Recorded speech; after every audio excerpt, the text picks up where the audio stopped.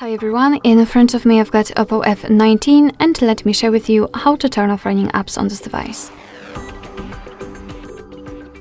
So firstly we have to reach the recents, and if you've got the gestures navigation set, you will have to swipe your finger from the bottom to the center of your device, and if you've got the 3 buttons navigation just like I have, simply tap on this button with 3 bars icon and the recents will appear.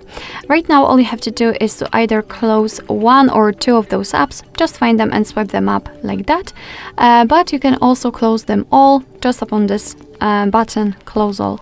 And as you can see, we've got this information, which means that we just successfully closed all background apps.